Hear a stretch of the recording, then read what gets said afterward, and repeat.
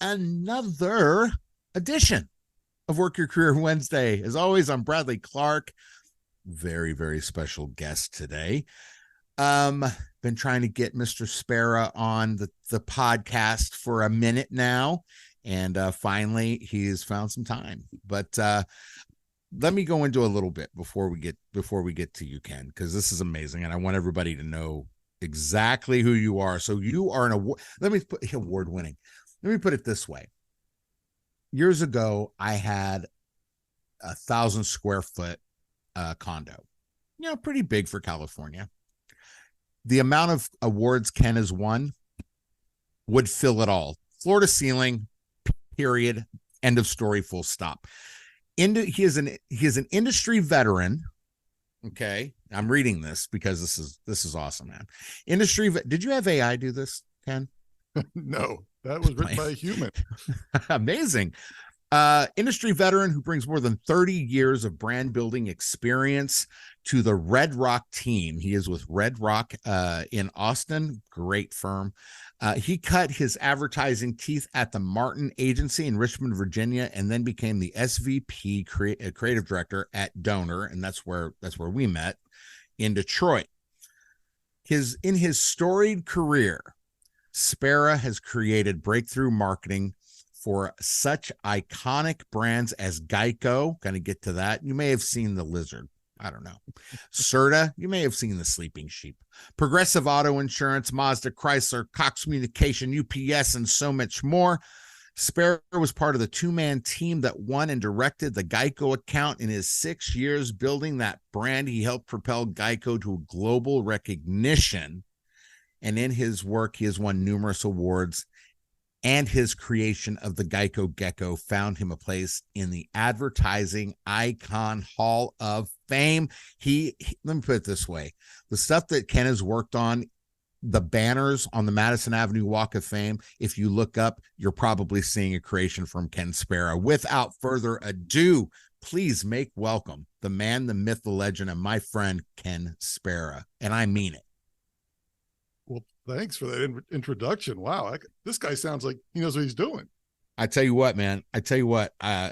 You are incredible, and I can't tell you enough, and I won't let you forget how much I appreciate you coming on today.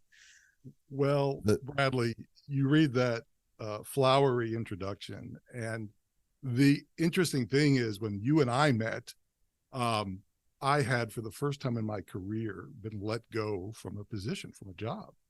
And here I was, 50 plus years old, had talked to several recruiters, and I just felt completely unmarketable. And I was like talking to recruiters, and they were telling me, yeah, we'll see what we can do. And then I talked to you, and I think I found you on LinkedIn or something. You weren't even a recruiter in the ad business, right? But you talked to me anyways. And after talking to you, I felt like I was worth something, that I could conquer the world. Man. And it changed the trajectory of that point in my life. And I don't want to get mushy, but it changed my life for the better. Brother, my heart is completely full from that, man. Thank you. Well, it's just a testament to how positivity does affect people, right? Like I said, you weren't going to find me a job because you weren't a recruiter for creative and ad, in the ad industry. You were a recruiter, and I was like I was a drowning man. And I don't know. It was just like you refused to accept that I was not marketable or valuable. Absolutely. 1,000%. And you know what? Let me tell you what you did for me. So, I had been doing tech for so long, and I had always wanted to get into that space, to the creative space. But, my contacts in entertainment industry, and even when I worked contract, for I can't name the record labels, but different record labels or whatever,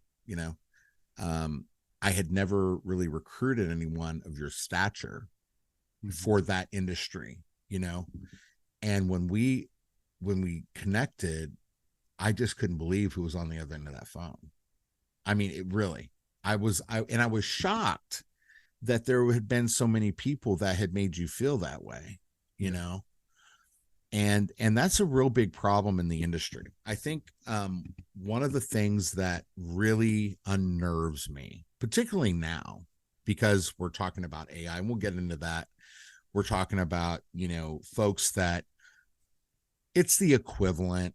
You know, you can put a bunch of tools in front of someone and say, okay, go get candidates, go get a job. But if you're not teaching them how to do it, you can have all the, you know, you can't automate education. I'm sorry, you just can't. Mm-hmm. And so, you know, because people aren't training recruiters anymore, really, and they're not able to see through, you know, see a resume, but see past the resume to the person. You know, at the end of the day, I mean, you know, your resume is a business card, you know. So what does that business card say? And I am telling you, you know, it's funny. So we connected that way and just became close friends through the years, man. You know, and you're the type of guy that, like, we don't have to talk for like a year or two, and we pick right back up as soon as we talk to each other. You know, so I'm telling you, I value your friendship. I can't tell you how much I value it, and really, you know, talk about divine intervention. You know what I mean? Well, because you opened the door for me. Real quick, you opened the door for me for getting into that business, and that because of you, I was able to create an entire division at that company, focused on creative, and you know. So anyway, I'm going to show. Well, I think, you know, for people who do what you do, I would say the lesson there is, you know, treat everyone with value. And that seems like common sense. Yeah. But, and not to overdo it, like, oh, you know, you walk on water and, you know, you're going to get a job. I mean, you were realistic with me as much as you could be, but the positivity and, you know, was really a building block for what I ended up doing and getting the job I wanted. And I think I was out of work for a month, which felt like an eon to me, but I'd never experienced before. So even though I was a veteran in the industry at that time, this was a very new experience for me. So I was like a young baby coming to you. Well, we even discussed, because your recruiter, or I don't know if you used a recruiter or not, but we even discussed your offer, you know, what it should be and how you should negotiate it and all that kind of, or whoever, you know. So it's just a testament to really just seeing the person, you know, before the placement. So let me ask you this, and you know, I know the story, but my audience doesn't. How did you get into advertising? That's actually, believe it or not, a good story. So I graduated as an illustrator, as an artist, and so I was an illustrator. I was just not an illustrator who was working, because that's a freelance gig, right? Usually an illustrator, a full-time illustrator, is working as a freelancer. And it was terrifying. I was just out of college and I wasn't getting the jobs frequently. And I was getting married in a few months. And oh, geez. I was like, my mother, or my future mother-in-law, was giving me, you know, applications to Philip Morris, the cigarette manufacturer in Richmond. She's like, they have good benefits. And so they better. And so I saw an ad in the paper. This is when there were newspapers, and it said it was for an in-house advertising department for a furniture company. They were looking for an artist. And I was like, well, it's a full-time job. So I go in and I get an interview. I go in and I have my portfolio. Now, Bradley, my portfolio at the time was drawings and illustrations, children's book illustrations, nude drawings from Life Drawing Class. I showed this creative director. I showed her everything. I showed her everything. Draw me like your French girls, Ken. not say that. But so she was nodding very politely, and she said, "Ken, do you know what this job is?" And I said, "I assure you, I know you don't see any illustrations of furniture, but I can draw a couch. Chair. I can draw a chair. I can do a gun cabinet." And yeah. she just laughed how naive I was. She goes, "No, this is a production artist, someone who lays out, a layout artist, someone who lays out our ads and our circulars." And I was like, "Oh." Well, I can do that too. Yeah. And so she took a chance on me. And I owe her a great debt that she didn't just laugh me out the door for being a buffoon and a neophyte, which I was. And that really was the start of it. I got into this in-house department. I was making, furniture flyers for the newspaper and direct mail. And that was my introduction. And then the Martin Agency was looking for a production artist. And the Martin Agency, if you guys don't know, they do GEICO, they do UPS, they do Discover. They're kind of a big deal. They're kind of a big deal. And they're a very, very hard agency to get into, rightfully so. They do such great work. But I was lucky to get in at a really low level, but really I worked my ass off. And about a year later, I was promoted to an art director. And I mean, I have to say, there were people that I met there that really believed in me, and I don't know why, but that you can't manufacture that kind of luck. I mean, I worked hard. I was a hardworking guy, but I did meet people that seemed to think that I had potential and took the time to develop it and partner with me. And so I was really fortunate to have people that believed in me and became friends, very good lifelong friends. But one of them was a gentleman named Randy Belcher, and he was a writer. He is a writer. He's a brilliant writer. And we teamed up together as an art director writer team. And they put us on a little pitch for an insurance company called GEICO. An insurance company that even at that time was like 1 million years old. Yeah, they had been around since the Great Depression. And so the GEICO stands for Government Employee Insurance Company, and they would only insure government employees because they knew that those were the people who had salaries during the Depression. Right. So that's where they kind of started their business. But at the time, they were kind of way behind, Allstate and some of the big names, in insurance. And they came to the Martin Agency hoping to get the kind of marketing that would push them to the forefront of people's minds when they were considering insurance. And we did that. And you sure did. They believed in us. And you did that by how? We did it very differently. At the time, insurance marketing was very serious. This is a business, an industry where you give them money and you hope you never get it back, right? Because that means if you get it back, that means you've had an accident or there's something that. So I don't know what other industry you do that, where you just hand over money and say, "Keep this. I don't want it back." Not sure there is one. I think insurance is the only one. And so insurance companies know that. So at the time, they're like, "We got to be serious when we do our marketing. We have to tell people that, we're here to count on. You can count on us. We've got your back. This is not frivolous stuff. We're taking people's money and we're keeping it unless they need it. So let's not be funny." And I don't know if I knew how to do anything else at the time. I was just like, everything has got to be funny. Everything has to be funny. Right. But I knew it could cut through and break through. And so we presented, after we won the account, we presented a very funny campaign. And, to GEICO's credit, they said, "Yeah, let's try it. Let's do it." That was what? On a napkin. Oh, well, creation. You're hunting for the specific story about. I want you to say it. I want you to say it, not just type it. I want you to say it. What did you and Randy create on a napkin. I think Okay. you guys were out at lunch. Yeah. It was lunch, right? And you Um, guys are banging your head against the wall, and you're like, it's insurance, just like what you said. It's like insurance, man. Oh my gosh. You know what, dude? And then, well, I don't know if it was quite that magical.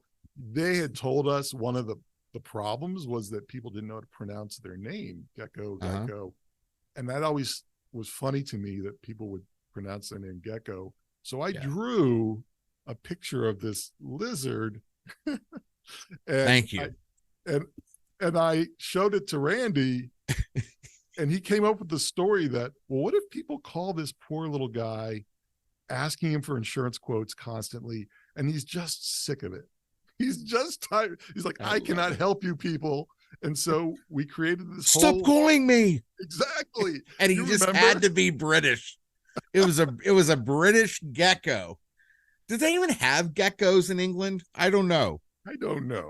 It was just I'm trying to find, oh God, I love it, the telephone. And then I think I found it.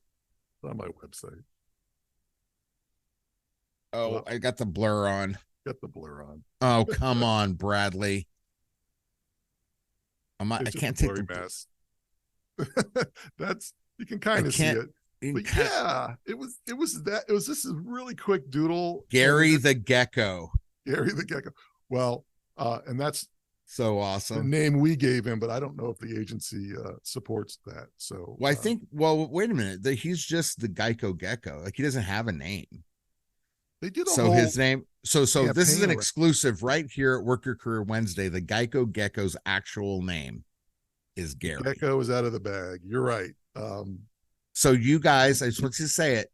We created the GEICO Gecko. So we created the GEICO Gecko. It was a 15-second spot, Bradley. A 15-second spot. Wow. It was one of 6 spots we produced. And at the time, the only way to get an insurance quote from GEICO was to call them. And you told them to stop calling you. Yeah. And my God, that's brilliant. So good. So here this poor little guy saying, stop calling me. And that didn't work because the phones rang off the hook to the point where they had to hire more telephone operators to answer the phone. And I remember the client meeting with us going, we should do more of those lizard spots. I got to tell you, I remember that spot as a kid. And when I first saw it, I was like, what in the world is that? And there he is. There he is. 1996. I think it's 96 that it came. Yeah, I was what was I? 18? 18. I was 18. Yeah. 18. Okay, so a young man. But I was just like, I remember going like, what in the world is that? And I don't know why that character stuck out for me. I don't know either. well, I was in the business. And so, constantly trying to get commercials or whatever acting gig I could get at the time. And I would really study commercials. And then, but the one that's like the press conference one sticks out, obviously. That was the first one, right? Which is, I thought that was so weird. I was like, that's the first one? Like, wow. Because it's like one of those characters, one of those commercials that you feel like has always been there. That's the magic of that spot too, is that for me anyway, I felt like it was always there. Like, of course I know Gecko or the guy. Okay. Of course I know GEICO. Of course. I'd never heard of GEICO. What's GEICO? But I've heard of it, and the brilliance of it, having the lizard come on, having Gary come on, and crawl around the microphone and tell people to just stop calling me. It's the adage of the tree in the garden. You know what I mean? Tell somebody not to do something. Right. Tell somebody, I'm just so overwhelmed. Stop it. Oh my gosh. And so for me, just as a kid, and at that point, a recent car owner, because I didn't get a car until I was 18. Right. I thought, wow, okay, are they new? No, they're not new. You know what I'm saying? Yeah. So and then the telephone spot. That's the one that I remember vividly. Like the press conference one, yeah. And in 15 seconds. It was a 15-second ad. Right. And then the phone is the phone commercial. I really remember that one. And then after that, all of them, you know. So whenever I see GEICO, I think of that lizard, and they became a household name because of you and your partner. Amazing, absolutely incredible. Absolutely incredible. They're a globally recognized brand with that icon. Yeah, it is crazy, and it's an icon. That lizard is older than my children, and as old as some of the people who work for me today. So it's crazy how long it's been around, and it stands the test. It's such an icon. Well, yeah, they wouldn't run it if it didn't work, Bradley. They're not doing it for sentimental reasons. They do it because it works. So it certainly marketers. Well, and then so like you have created iconic, like the Serta sleeping sheep. As soon as I saw that Wallace and Gromit, I'm like, oh my gosh, this is awesome. My mom loves the Serta sleeping sheep. Well, they're actually the counting sheep.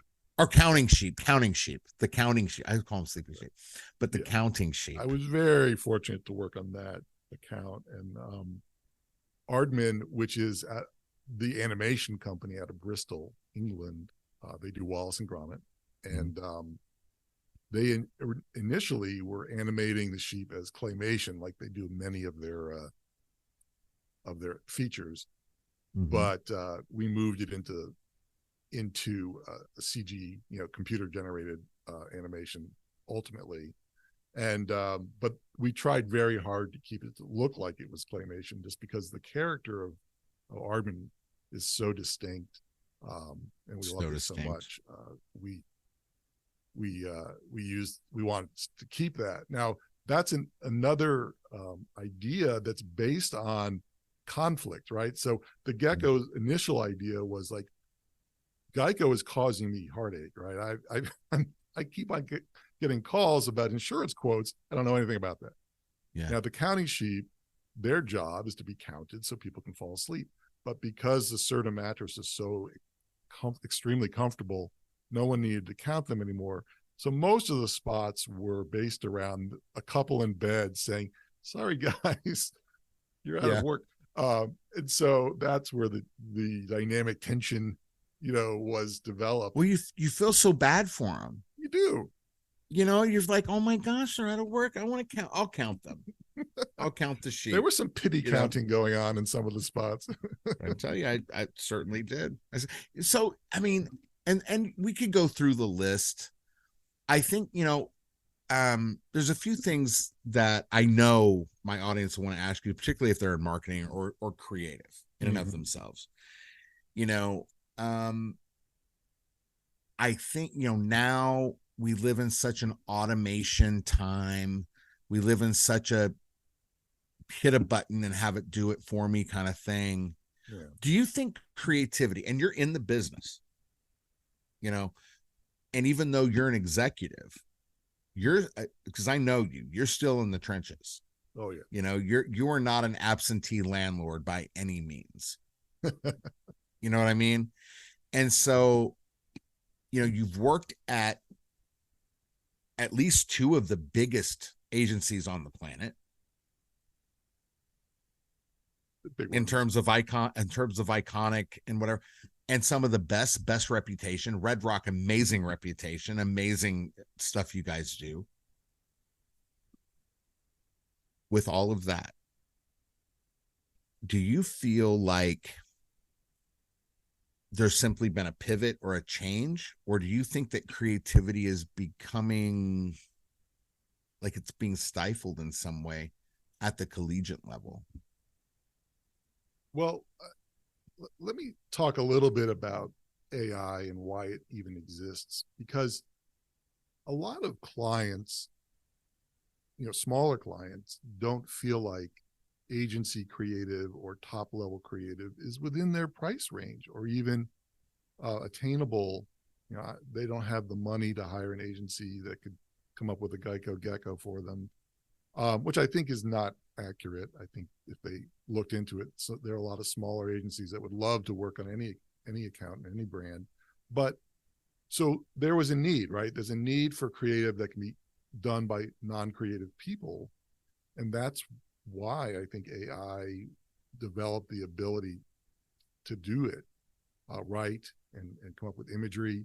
And so, maybe it's our own fault that we were too inaccessible, or people just didn't feel like they had access to good creative services. Either way, we're at a point now where there are tools that will create things out of thin air. And we were talking about that the other day. Yeah. Now, I have an opinion on how original or successful those things can be. And it still takes a very creative person to edit or to use it correctly or figure out even what to ask AI to create. So it's another tool. It's a very robust. It's a tool, but it's a tool, but to be used as a tool. It's kind of like the shot heard around the world, Bobby Thompson. And he gets he gets accused of the same thing my Astros got accused of, right? And well, more power to him, but at the same time, he can get every sign known to man. He's still got to hit the ball. You're right. And that's how I think that's how I feel, sort of with this AI. Look, if you want to go and try to get ideas, great. But it seems to me, in order to make those words have a soul or have meaning, to create a GEICO Gecko, it's like butterfly wings, right? Like the butterfly effect. Yeah, butterfly effect. Once, so now the GEICO Gecko is out there. Yeah. So now it's like, okay, it's kind of like Mickey Mouse. The mouse is out there. So now what are we going to do? But isn't it going to take something beyond, these things aren't random. I mean, you might think, well, this guy came up with a cute lizard. He got lucky. There was relevance, right? There's huge. Look, every time you say gecko, you're actually kind of saying the client name. So there's that, right? There was a reason for him to exist. It wasn't just that he was cute and weird.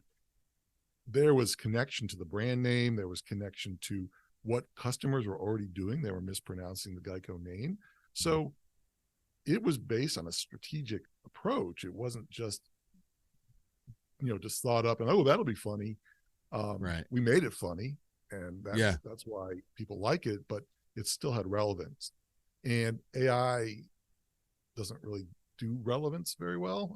It does. Yeah. You have to instruct it. You have to make sure that you prompt it correctly. And I've found that prompting is AI visually or the written AI like ChatGPT. The better the prompt, the better the product you're going to get. That's true with anybody, Bradley. The better you prompt me, the better the idea I can come up with for you. It is about, it's about the right prompt. Very important. Very important. It's a very, very important. All right. Stick around. We're going to take a break real quick. When we come back, we're going to have a lot more with Ken Spera. Stay tuned. White Husky Films. Dream, create, record. We create ads and promos for your business. We can promote your video on television, Facebook, YouTube, Hulu, and more. We do a full Google SEO analysis for you with any plan. Call us today at 305-744-1444 or visit our website at whitehuskyfilms.com. White Husky Films.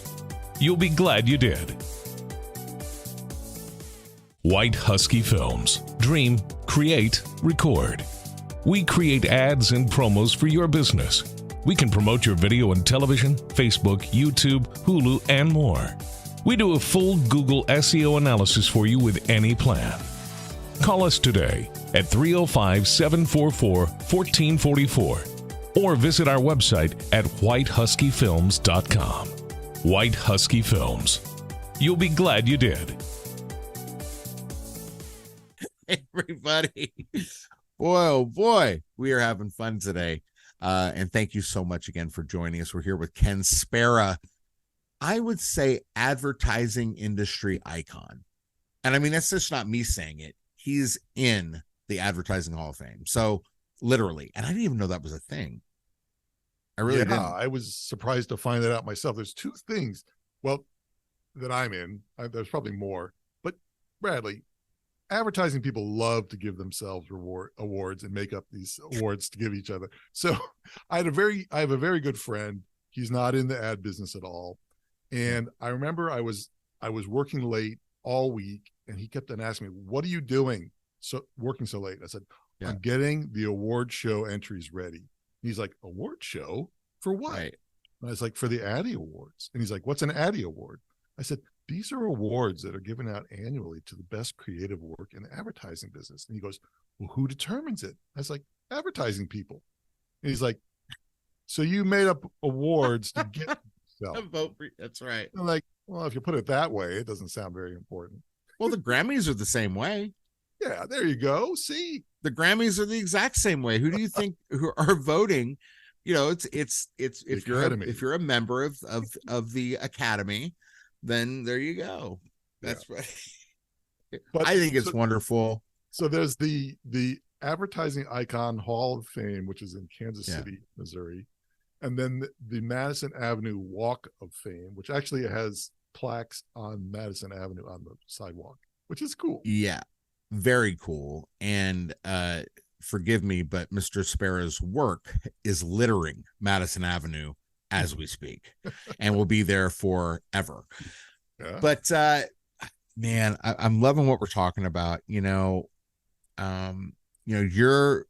one of the people that really came up from the trenches. When you say I was promoted to an art director, I mean, how odd does that sound when you have so many people that are coming out of college expecting to be an art director, to the point that now we have junior art director as a title?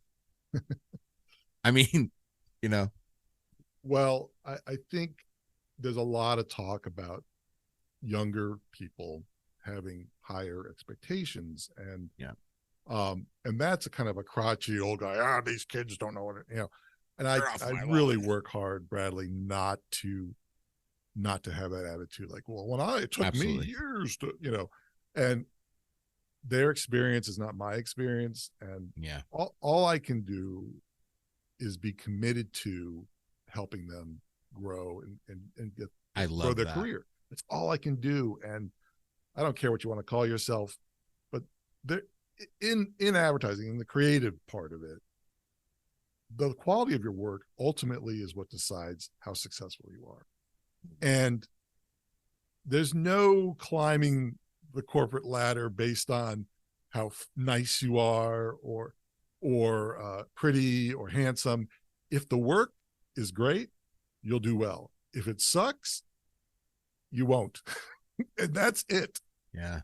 Well, the ad agent, the ad game, the madmen and women, it does not suffer fools. No. Like it's ruthless. I think it's even, I think it's even more ruthless than like acting or music. Maybe. Like you guys are no joke. You want to talk about one, like, just as far as business people go, no one can match somebody that's been in the ad agency game. And you guys really, and you know what, but you know what's wonderful, and what's wonderful about you is that you have an incredibly thick skin. Oh, you have to. But you You have to. But you've maintained, I don't want to say a soft heart, but you know what I'm saying? Like you have, you'll listen, Yeah. and you've told me more than once, somebody helped me. For sure. Yeah. And I've had my fair share of brutal put downs or get this shit out of my face kind of moments. Yeah. But that's what you have to be tough with. You have to go, okay, that's all right. I didn't sell this idea. And there's a lot of reasons why, you can work doesn't go through. Could be an ego, could be, the creative director that you're showing it to wants to sell their own work. There's a lot of, there's a lot of ego and how much, it's bad. how much and I hear that, but how much of this business would one have to, in order to be successful? Mm-hmm. How much self-reflection does one have to do? Like you just said, like if you didn't sell it for whatever reason, but maybe your pitch just sucked, and we're in a day and age where it's like, oh, it's okay, get him next time. And there's something that he said for positivity, but you're not loving someone, if you want to use that term, if their work is really bad and you encourage their bad work. So how much self-reflection does it take to be successful in what you do? I think there's a phenomenon. I would say if I have one criticism or warning for younger creatives, you work really hard on something, sometimes for weeks, and you hand it over to the creative director or even the client, and they go, no. And they, callously toss it aside in seconds. Mm-hmm. And in your mind, you're going, I worked really hard on that. They need to know how hard I worked on it. And the reality is how hard you worked on it ultimately doesn't matter that much, right? It's really about the quality of the idea. So if you spend a lot of time on an idea that's not strategically relevant or, clever or whatever the criteria is that it's not hitting on, it's not going to get sold. And I think sometimes younger people, and I probably did this myself, is like, if they just knew the blood, sweat, and tears I put into this idea, they would change their mind. And they don't, Bradley. They base their decision on whether they think it's going to work for their business, or you think it's strategically relevant, or it's speaking to the right audience. And that's the only way it's judged, not on effort. And it's a hard thing to understand. Like, how dare you reject this idea? Because I really worked hard on it, and I loved it, and I crafted it for weeks. And mom and dad would never have that reaction to my work. Well, and if you have that sort of attitude and you project it, particularly to a client, right? Yeah.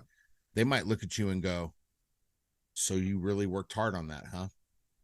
Yeah. Right. Pick another profession. Because you know what I mean? Yeah. Because if you work that hard on something that isn't going to fly, then, something was wrong. I love that though, because I have been trounced early in my career, big time. And I felt this small. Yeah. Wouldn't trade it for the world. It's very personal, isn't it? If you write a song, it's very personal. Dude. You create a design or a logo, it is a piece of you. Yeah. And as a fine artist, you're ultimately, you have the final say on what you display or try to sell. Yeah. But in advertising, it's so collaborative. You've got your fellow creatives, your creative director, your teammates, the account team, maybe the president of the agency. Oh, and then it has to go to the client, and then maybe the client's niece. Right. And then, right, you know what I mean? There are a lot of hurdles to sell work in advertising. And so you do, like you said, have to have this tough skin, because it can be shot down for a wide variety of reasons and by a wide group of people. And not too many things in this world have to go through quite that many hoops to actually get sold. People don't understand that when they look at an ad, when you talk about effort, when you look at an ad, and I don't care what it is, it's out there. The public is seeing it. Yeah. That ad has gone, like you said, how many layers?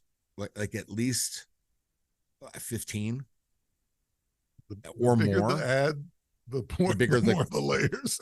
That's right. The bigger the ad, the more the layers.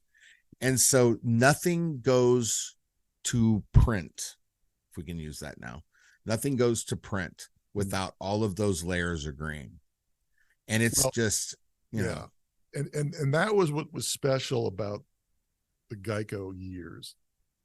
The company had entrusted Ted Ward, who was their chief marketing officer. They had trusted him, and he was the final say. And he was like, "Go with it, let's do it." And I'd never seen a client, so decisive and willing to take chances, because I think he knew inside, we're gonna, at the very least, we're gonna be different from everybody else out there. Right. What do you think of State Farm ads? The Jake from State Farm ads? I liked them. What do you think? I don't know. It's like this guy hanging out with his rich athlete friends. I don't know. Yeah. That's an interesting campaign. It started with that one spot, right? Where the guy is calling Jake from State Farm at 2:00 in the morning. His wife catches him. She thinks she's caught him, cheating on her. And she's ready to go. Who is this? And he's like, Jake from State Farm. She sounds hideous. She's a guy. Brilliant spot. And it was so popular, they made Jake into a character. They changed his nationality, or his from a white guy to a black guy. And, and I like the actor, the current actor. He's very likable, and I think they've really. But it's not the same though. It's not the same. I don't know. No, not the same as that first spot. But that you first can only spot, have one first spot, Bradley. I'll tell you what, it only takes one. Like a song, you know what I mean? I like that first one. I like that they're kind of entertaining now. I kind of like them. He's very likable. I think they got a really good actor. Yeah. Oh yeah. What's one of the hardest campaigns you ever worked on? I worked on it, and I mean in level of difficulty, meaning it was just hard. Well, it was a hard lesson. I worked on a campaign for Blue Cross Blue Shield. And so this was a little out of my comfort zone. It wasn't humorous. It was supposed to be very serious, right? This is about staying healthy. And so it was these videos from our children in the future talking to their parents. And like one guy was saying, "Hey mom, it's me 20 years later." And he's standing next to a baby crib. And he's like, "I want you to take care of yourself because I want you to be here to hold your grandchild." And then there was another one where this young woman says, "Hey, Dad, it's me, your daughter, 15 years from now. I'm getting married today, and I want you to be healthy enough to walk me down the aisle." Very sweet, just beautiful idea. And so we picked a really bad director, and the actors weren't particularly good, and just we flubbed it. We flubbed it.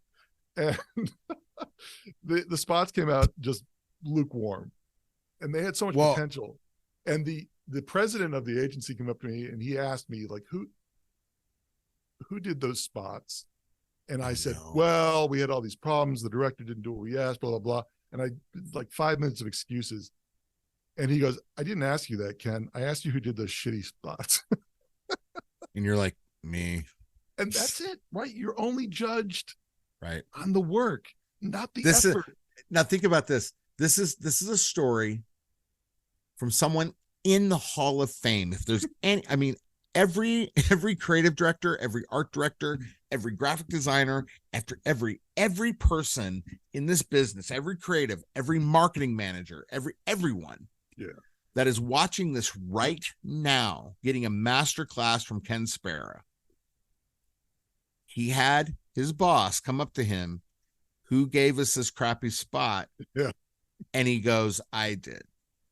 Yeah. After he tried to deflect, he goes, "That's not what I asked you. Who did this?" And he had to go, "Me." Because Bradley, that is so big. It doesn't matter about the process. I mean, obviously when you're in the process, it matters, but ultimately whatever gets printed or on the air or posted online, that's all the customer sees. They don't see the stuff to make it. And I mean, it just sounds such a tearjerker. Gosh, I almost got emotional listening to that. That's well, it had a lot awful. of potential. Oh yeah, a lot of potential. But the execution was not very good, and you could have put a lizard in it. You could have done some cross marketing and stick to comedy. That's what I can do. Yes. Well, okay, so I mean, gosh, you've done the what was the Sprout one with the and I was eating them at the time.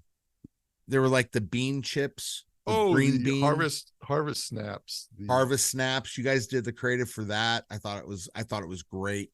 That was a lot of fun. What's let me ask this. What is when you were coming up, mm-hmm. Let me ask, okay, what was the one piece of advice you wish you had gotten from someone like you that you did not get? I think practicing humility was something I had to learn through mistakes. And I think there were some really great people extended me a lot of grace when I was younger, right? Because I thought I was a hot shot. I mean, you do the Gecko and it blows up, and then I get you a job somewhere else because it's it's a big campaign, and you start to believe that you're pretty special. And I think everyone's special, but you got to have some humility. And I think because it helps you connect with people better, right? If you have an air about you, like, do you know who you're talking to? That's the worst way to manage people. And so as I was a fairly young creative director, and I was managing people sometimes older than me, and I was a little immature, right? So I think if I had known a little bit how to practice humility a little bit better, I would have been a better manager. Now I've developed as a manager, and I think that I do a much better job at it now. But that was one thing I should have been better at. That goes along the line. Go ahead. I'll tell you a story that'll make you wince.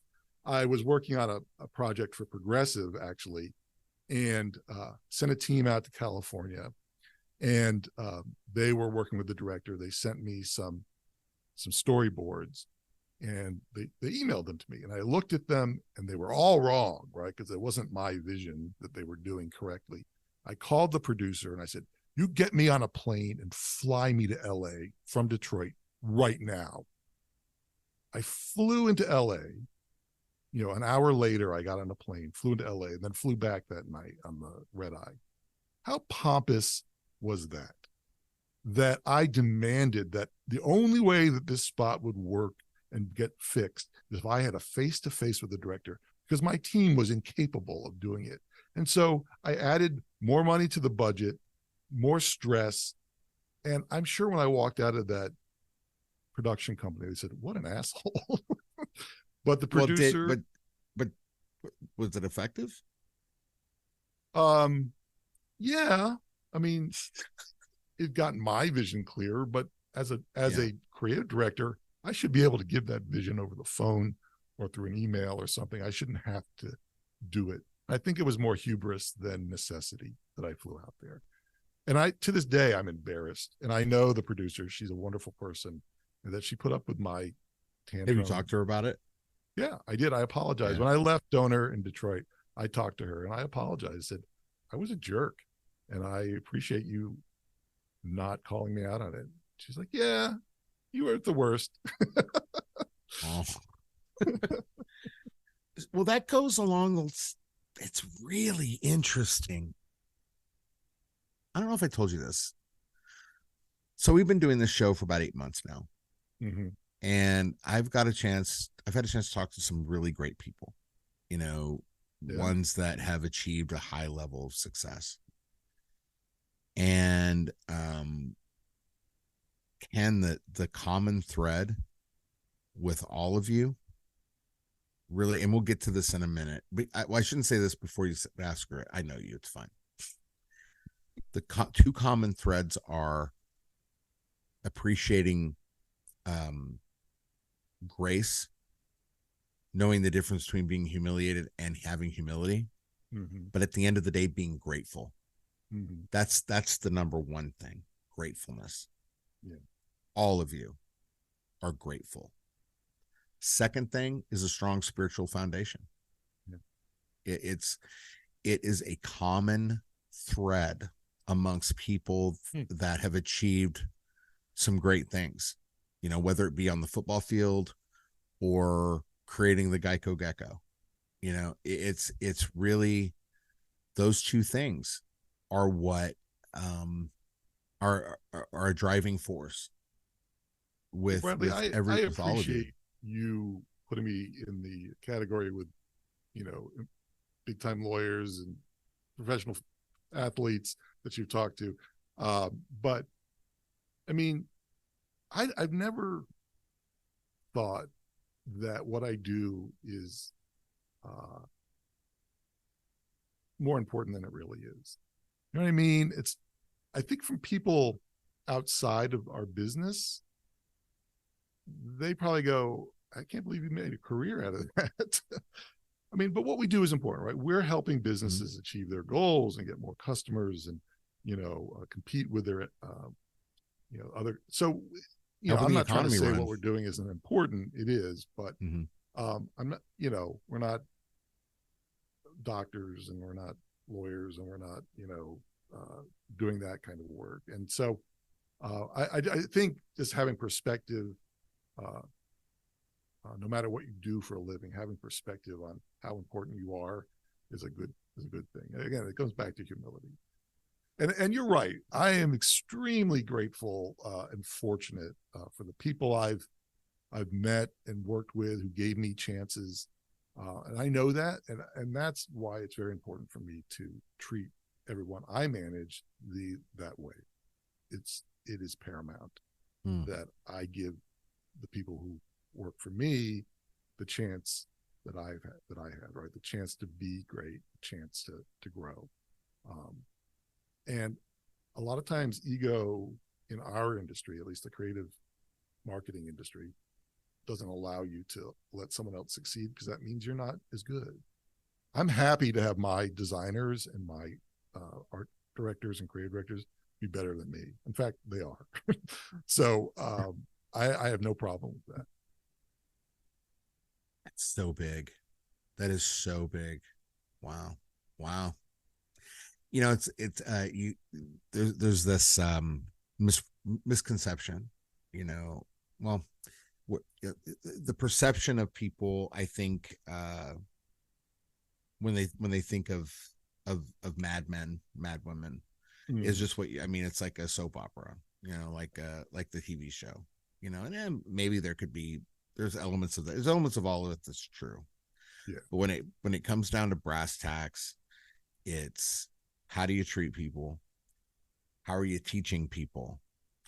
And, I got a break at one time. What you just said, someone gave me a chance to be great. That's what I want to do too. And that is so big. That is so big. I want to pivot a little bit though. So you had mentioned like when we first met, right? You were at a point where you didn't feel like you were worth anything. Like in some how, shape, or form. Yeah. Well, those are your words. Those aren't my words. Which to me, and knowing you like I do for as many years as I have, I can't imagine that. You've never been pompous. You were just one of the greatest. You're one of the greatest people I know, and not for nothing. Like seriously, it's really the way I feel. And you've really touched my life in an amazing way. You really, really have. But what about those people that are in the same boat as you. Maybe they don't have a Bradley Clark that they can call, or have even met. You know, what was that like for you? Like in that moment, like before we talked, right? What was that like? Well, I was doing mental mathematics, right? I was worried about, how long I'd been in the industry, what kind of requirements I needed for salary. I'd been at this agency that I got laid off of for only 2 years. I thought that looked bad. And all these numbers were tumbling in my head going, I am screwed here, right? Who wants me, And I was thinking more about the worst I could look. And you were thinking about me the best I could look, right? And I think that's where I snapped out of my funk, right? I wasn't, the reality is there is a place for everyone. There really is. And you have to be patient and you have to be diligent enough to find it. But thinking that you're not good enough isn't a good tool. And it's a simple thing, right? And I'm not saying having false bravado and false, assessment of your skills. I think you need to be realistic about what you can and can't do. But sure. But when I was at the Martin Agency, there were so many talented writers and art directors. They had awards, they were using awards as doorstops. And it was very intimidating because there were so many smart people in there. Yeah. And for some reason, they thought that my ideas had value too. And and it took me a long time to figure out what was going on. I thought differently than they did, and they valued that. And so I think the lesson that you taught me was, okay, yes, you're 50 plus years old, and yes, this happened to you and whatever, but don't undervalue yourself, right? And what you can contribute. And so the next time I talked to somebody, I had that confidence back, right? And I knew that the person I'm talking to right now, this might not be a good fit. That doesn't mean I'm worthless. It just means it wasn't a good fit or whatever, or they have a hang up or whatever, And so it's not about blindly believing in yourself. It's about not piling on unnecessary doubt and weakness. So I think there's being realistic about who you are and what you're capable of is very important, but you still need to have that confidence and don't devalue yourself. Someone else will have, there'll be plenty of people out there to do that. Don't do it to yourself. You're the last person who should do that. Wow. That's so big. And you know what's so relatable? When I was at a very revolutionizing company, right? They were great. They were wonderful. Mm-hmm. I get there and I'm talking to folks, and I am telling you, I kid you not, the genius in that one room during lunch is beyond my capability of oh God, they weren't. I'm still friends with all of them. They were the nicest people. They were so great, and they treated me so well. I was stone intimidated. And that is not a place I like to be. You know that. I've been there. And I've you know what there. I mean? Yeah. It's crazy. And then we do this mind thing with ourselves. Yes. Where it didn't dawn on me until, later. It's like, they hired you, dude. They at least think as highly of you as they do themselves. You're good. Yeah. But I was just so, and I felt a little, I was honored to be there, but super intimidated, and it had nothing to do with them. It had everything to do with me. Yeah. Well, do you talk to people about imposter syndrome? Is there some way that, oh yeah, there's a lot of that out there. It's like, yeah, I don't know. They're going to figure out that I don't know anything, you know? right. I don't Right. necessarily suffer from that, but some of my team does. And I feel my heart breaks, you know, cause like you wouldn't be here if you weren't capable.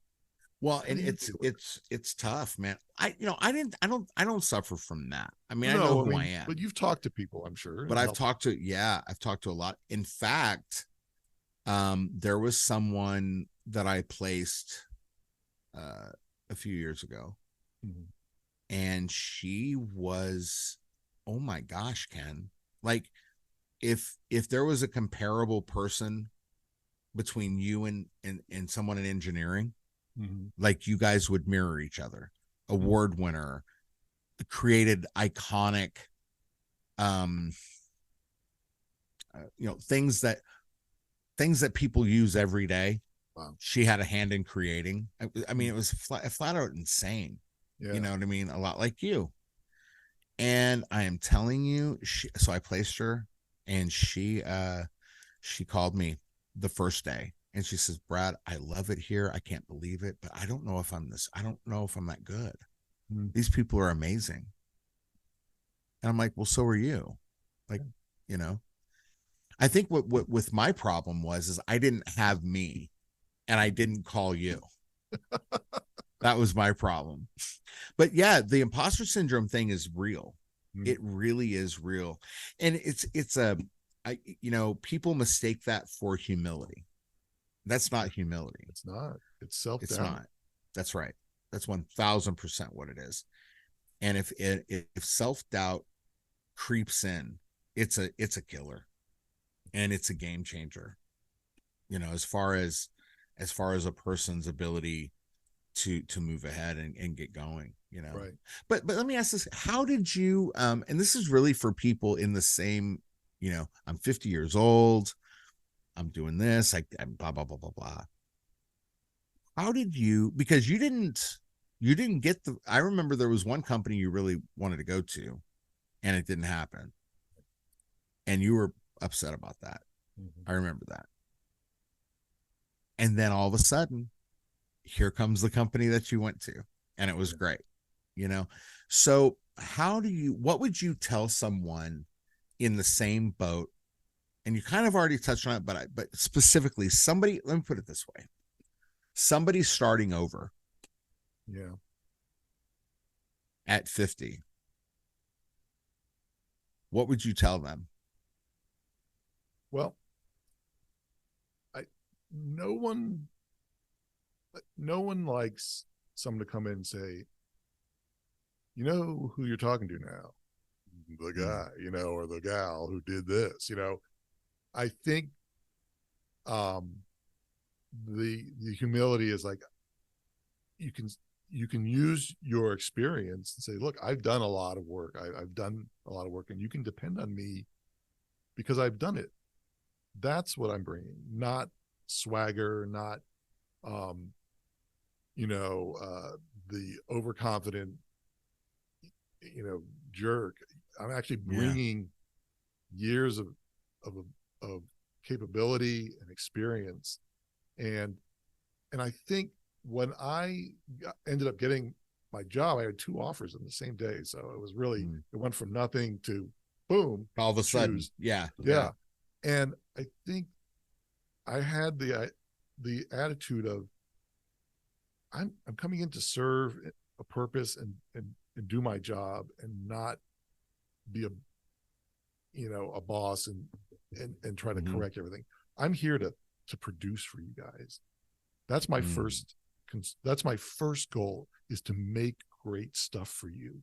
And I think people need to know that, employers need to know that your main goal is to do great work, not to change the department or fix the trajectory of the creative work. Or no, I'm coming here, I'm going to use my years of experience to create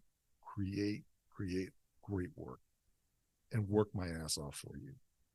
That is agnostic. That is industry agnostic. Right. You know, and you've proven that you can do that, because you've been doing it your whole career. Someone younger is a gamble. Wow. So, okay. So a lot of the advice is, especially now, because I feel like we live in a more confrontational, maybe not confrontational, but certainly a more like an angry society. Right. So you have to be, quote unquote, I'm not saying this isn't my advice, but society will tell you that you don't have to be swaggerish, but you have to look like you could whoop some AWS if you had to. For us, it's a little employers different. are looking for it's that. A little different. It's a little different. Well, but you know what I'm saying? I mean, it's like, what I heard this one from a revenue officer one time. He says there's nothing worse than soft salesperson. There's nothing worse. And I'm like, maybe. But what I'm saying is, maybe when you're the younger guy and you've done some things, you've proven yourself, you can, I can do this. That's one thing. But coming in at, say, late 40s, 50s, you're not looked at that way. You're not in a wheelchair, or a rocking chair talking about, you're not get off my lawn old, but you've seen some things. So instead of trying to compete with somebody that has less experience than you, maybe, I don't know, act like you've been there before. It's one, when people do that, like you said, all of a sudden they become a servant leader. All of a sudden, when it's it's a different conversation when you're getting paid pretty significantly to serve. That's powerful. Yeah. That's my first talk with any new agency I've ever come into. I said, look, I'm here to serve you and help you do your best work. If that means I take some banner ads off your hands, I mean, you ask my team, the work I do now is the trivial stuff, so they can work on the better work. And I just finished some banners last week, and like, wait a minute. Look at you. I just finished some banners last week. You're in the Advertising Hall of Fame and you're doing emails for a local barbecue place. Yes, I am. Because my art director now is working on the biggest TV project in the agency. And I'm not going to suck that up for me because I've done it before, right? Now, I mean, I'm very, very fortunate that I've had the chance to work on amazing projects with incredible budgets and great clients and great directors and actors. And so I don't have the burning desire to do that all the time anymore. I want my team to experience that. I want them to get the same things that I've had to do. I've had the chance to do. Is that attitude rare in the business? I think it's more prevalent now than it used to be. But yes, being a servant leader is a mantra of mine. And my creative director who works for me, I warned him. I said, this is how I operate. And since you're management, I expect you to operate the same way. And if it's a problem, you have to tell me now.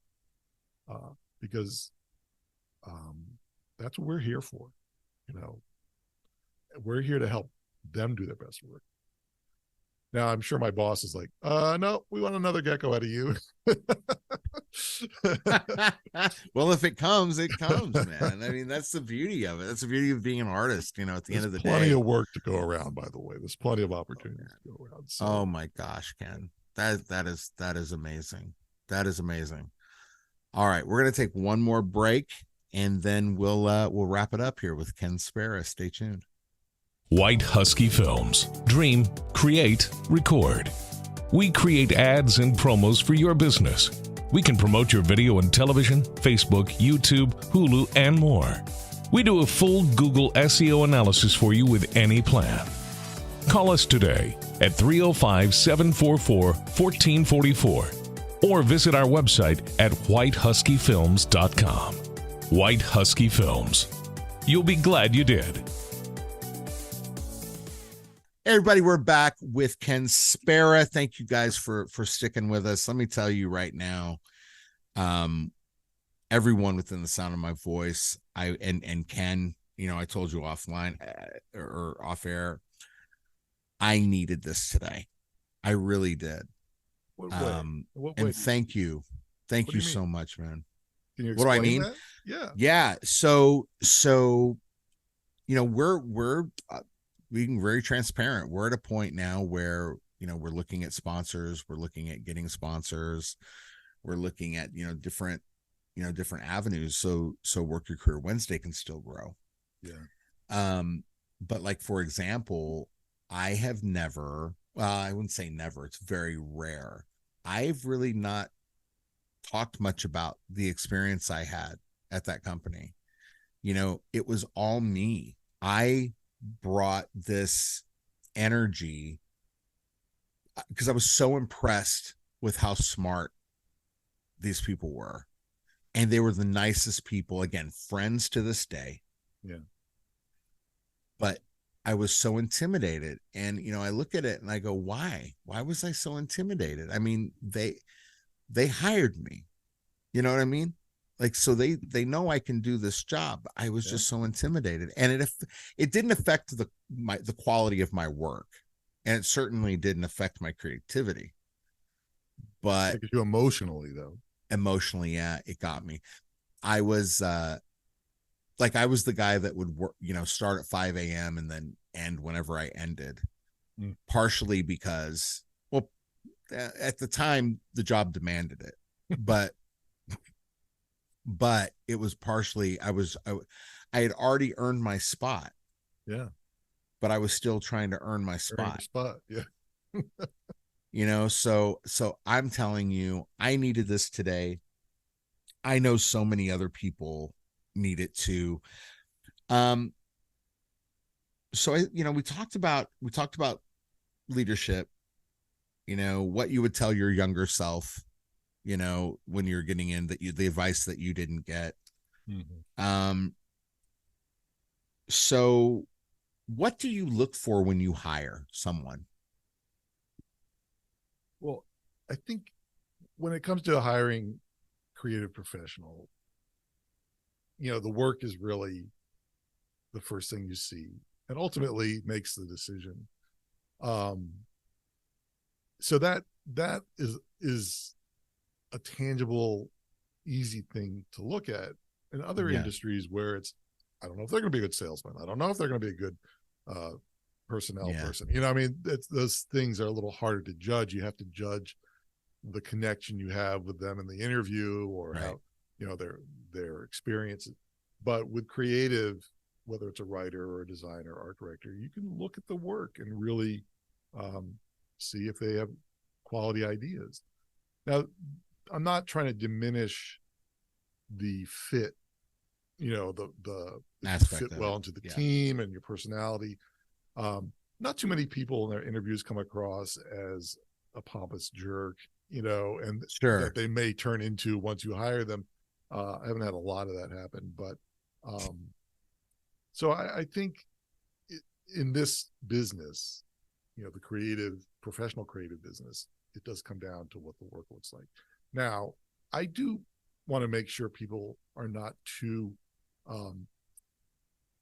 shy or inward, because our business is about communication, not just about the work we make communicates, but also selling that work, communicating to clients, and hearing communication, right? You've got to take input and figure out how to make changes to your work so that it's better.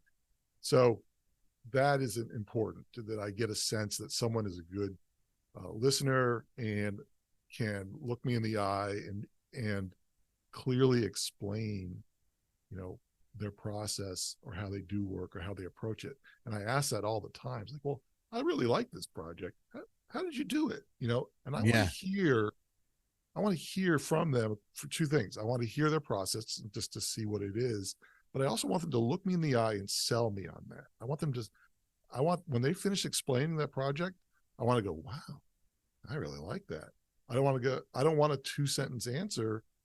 Well, I did it in school because my teacher told me to do it. It was I a hate project. that. I want them to get into the strategy and the reasoning why it made sense to them. And in that kind of conversation, I get a sense of two things. You're a smart strategic thinker, and you can tell and you can explain why. And that takes you a long way in our business, explaining your reasons. If you can do that, you could probably sell a lot of work or convince people that you have the right answer. I love that. How often do senior creative directors, executive creative directors, SVPs in this business, how often do they try to look and hire themselves in terms of the work? It is the biggest trap. The ego, I would say less of hiring themselves, more of, I'm going to hire someone I think that I'm better than. So I still remain the boss and the top dog, right? Wow. Why would I hire someone who I think is more creative than me? No, thank you. You know what? That is, I will tell you, that's across the board. And we'll talk offline about that, but that is across the board. There's people that do that. Incredibly intimidated by someone else's talent. That's amazing. The thing is, though, Bradley, if I'm a creative director and I hire the most brilliant art director who's 10 times more talented than me, everything he or she does reflects on me as a manager, right? If I can get great work out of somebody, now you're preaching. That's my accomplishment. Right. They still deserve the accolades of doing the work. I deserve the accolades of getting them to do the work. And they wouldn't have done it without the leadership. Oh my God, that's so good. That's so good. And it's, man, that is literally across the board. I don't care if you're a controller or I had a controller one time tell me this. I kid you not. We were hiring for like a senior accountant, and they had to do a project, and they turned it in. It was really good. With a straight face, this woman looked at me and said, "It's a little too good."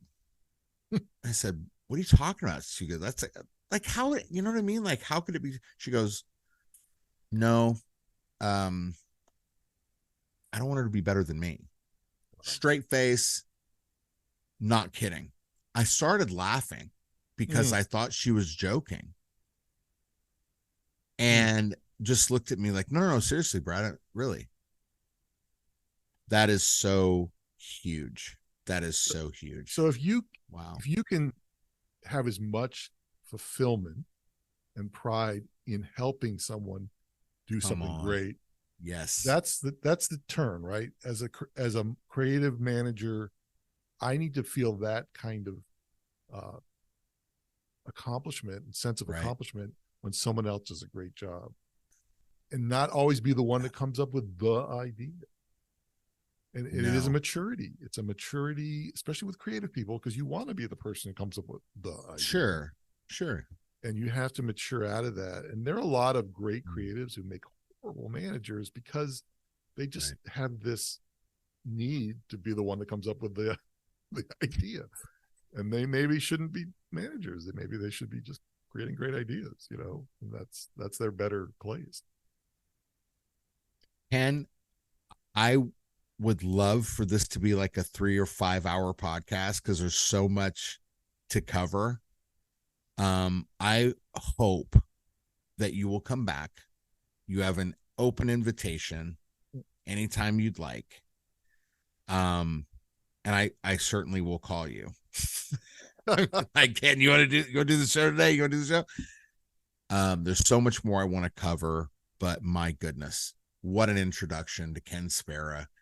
If you've ever wondered who's behind some of the most iconic ads you've ever seen, this is the man. And Ken, not only do I want to thank you for coming on today, but I'm grateful for you I'm grateful for your friendship, and my heart is just so full. I thank you, man. Thank you for everything. Well, Bradley, was it 6 years ago I talked to you for the first time in my life, and you're still doing the same thing, making me feel great. So you're the best, really. I never brother. So, thanks for having me on. I don't know why best. people would want to listen to this, but I'm honored that you invited me. Look, there's several reasons, and we'll get into them offline. But for everybody, thank you so much for tuning in. And I got to tell you, this has been a conversation that I know I need, and I can guarantee you that this is going to go out to everyone else who needs to hear it. So until next time, for everybody at Work Your Career Wednesday and White Husky Films, let me just tell you one more time that I love you and God bless you. Let his face shine upon you and give you great peace. Be excellent to yourself and each other. And we will see you next week. Thanks a lot. Oh, hi. I didn't see you there. Hey, if you like Work Your Career Wednesday and want to be notified every single time we have a new episode, like, share, and subscribe. Hit that notification bell. Smash it. Get a hammer and get it. And Yeah, that's fine. Too much? No, that's fine. Are you sure? Yeah, I love it. Do you hear Steven in the background? I was just making sure I'm going to be okay. But get that notification going. And hey, we will be letting you know, or I guess YouTube will be letting you know, when the next Work Your Career Wednesday is on. So make sure you like, share, subscribe, hit that notification bell. Man, ding it, ring it, sling it, and bo-bing it. All right? And we will see you soon. Work Your Career Wednesday. Oh, great. I'm glad you stopped by. Be sure to get that subscription bell, and I'll see you there.